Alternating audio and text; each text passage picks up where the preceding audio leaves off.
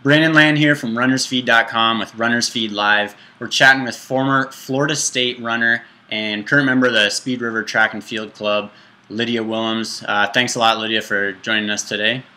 Yeah, no problem. Cool. Yeah, so one of the biggest things I want to talk about is that transition from being a college athlete to being a post-collegiate athlete.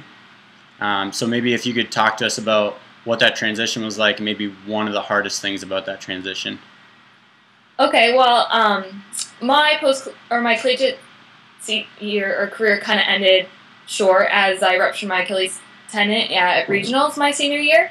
So my first 7 or 8 months as a post-collegiate, I was recovering from my injury. So I'd never been injured like that before, so it was more of finding my own motivation to keep on going. And then after I had started running again, as a post-collegiate, you find the enjoyment of everything you do is for yourself. And in college, there's you have pressure to do well for your team because you want to make your coach happy and all those other external pressures. But as a post-collegiate, it's all for yourself. And that's really what I have learned to take as a post-collegiate runner. So that transition from being a collegiate athlete to a post-collegiate athlete had a weather change for you, being in Florida up to Guelph. So I know this winter's been brutal in Ontario, so talk about maybe what training was like the past 4 months.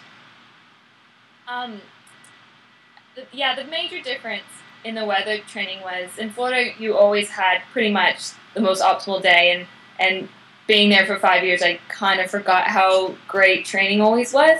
And moving to the north, you did a lot more effort-based than time-based training, which is interesting, going from a transition from having every quarter, say, of a tempo, knowing what exact pace you're supposed to be on, compared to going out and doing a tempo and just going on field because the footing or the roads are just completely different. So I guess the major change was workouts were done based on field, not on times. You're out west right now gearing up for Peyton Jordan. Is this the season opener for you?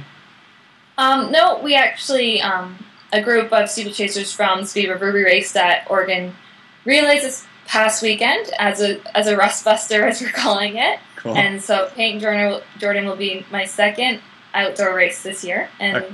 Yeah. Cool. So what are you looking for at Peyton Jordan? I'm assuming you're running the steeplechase again? Yeah, running steeplechase, and we're looking for close to a PB mark. Like this will be the first time I ran there in 2 years, and 2 years ago I had a really great race, being in that field with all the women and having kind of most likely having someone there the entire race. So I'm looking for running a near PB time. So that's cool. Kind of... Yeah, and then obviously there's not a lot of steeplechases going on around North America, so where might we see you next, and where might be the next steeple if the next one's not a steeple? Well, the next race that I'm looking at is Occidental on Memorial Weekend, or May 2-4 weekend for us Canadians in LA, or Occidental, so Southern Cal. So cool. Back out west. Nice. Well, good luck this weekend at Peyton Jordan and at Occidental, and maybe we could chat again when Nationals rolls around. Sure, sounds great. Cool. All right. Thanks, Lydia.